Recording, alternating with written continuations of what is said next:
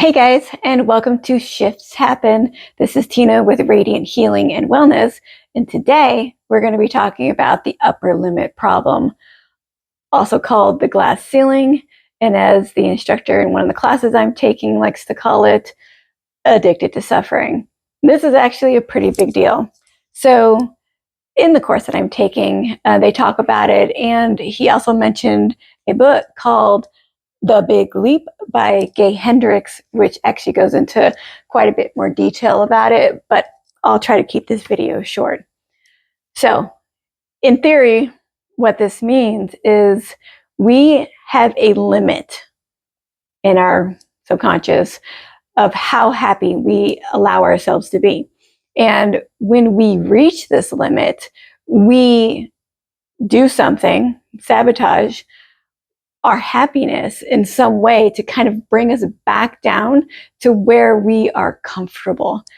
And that seems pretty crazy, right? But if you, getting my notes, but if you think about your life and all the times where things were going really good and you seemed like, man, life is awesome, something happened to kind of bring you back down to reality and be like, okay, well, not so happy anymore. And I can count those times. I've done it quite a bit.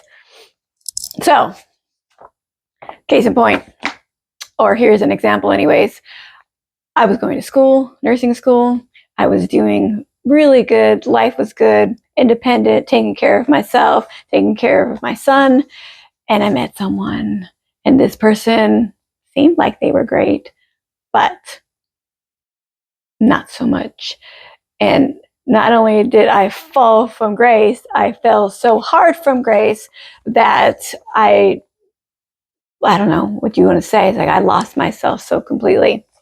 So that's kind of an extreme example, but there are other things, and they mention this in the book and in my course about how you start making mistakes. And these aren't conscious mistakes. These are like unconscious things. So you're at work, you're doing great at work, and all of a sudden you make a big mistake. You didn't mean to, really, consciously anyway, but something had to bring you back down. And I think this is such a crazy thing, but it's so true. So briefly, what is it? So it is this limiting belief that we have that we can only be so happy. And these limited beliefs come from past experiences.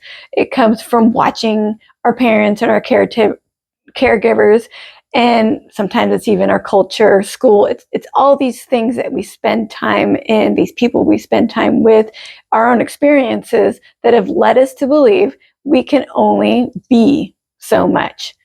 So one of these things is, I'm not good enough. I'm not good enough to be happy. Or, oh my gosh, I'm going to lose my social status if I become too much. And a lot of people don't like that.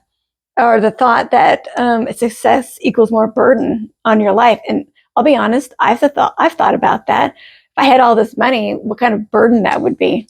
Silly. Some people have this fear of outshining other people's, and a lot of times this is your siblings.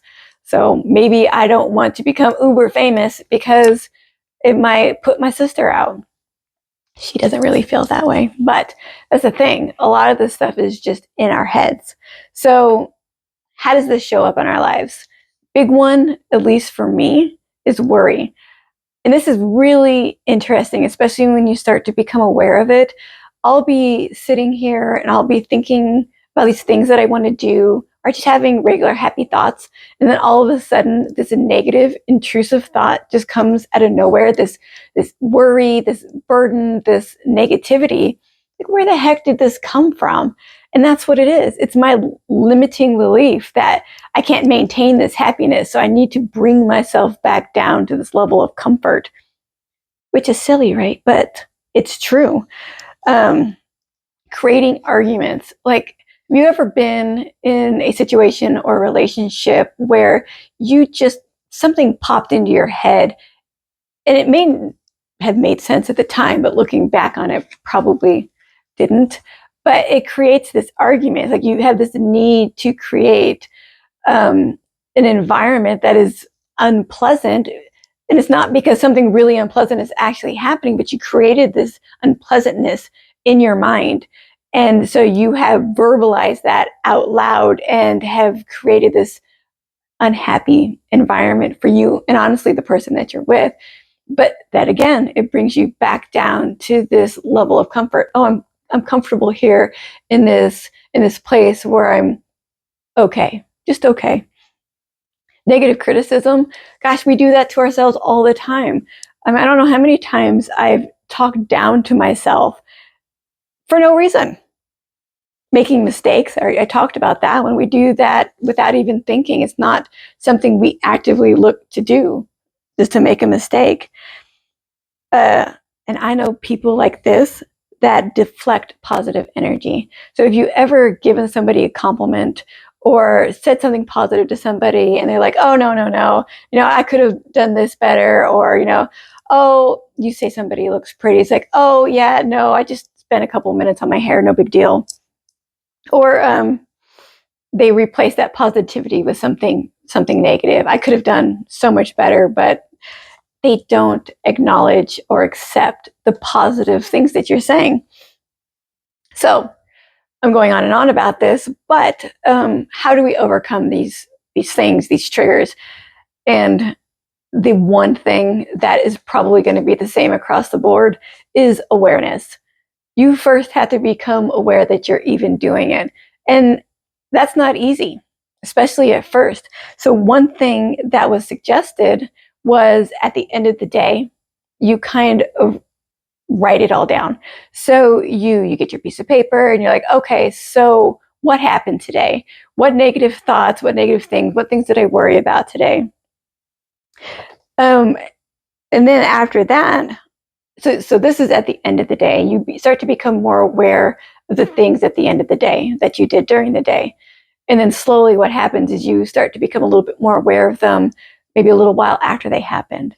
And then maybe right after they happened, like I'll have thoughts and be like, oh, wait, why am I thinking about this? And the goal is to stop it before it ever happens. But and this is something else that I learned that was really interesting, is like when you realize that you're doing this, you stop for a moment and be like, what am I not allowing in by having these thoughts, these feelings, by limiting myself? And usually what you're not allowing in is something beautiful and something good. So when you can start recognizing that and switching that thought pattern to instead be negative and limiting, to be that good thing that you weren't allowing into your life before, you'll start to see real changes. So redirecting your thoughts. Anyways, I know I went on for kind of a while about that, but I think it's really important, real powerful. And I hope it helps you as much as it helps me. Feel free to message me if you have any questions or want to share any experiences you have with limiting beliefs and the upper limit. Thank you so much.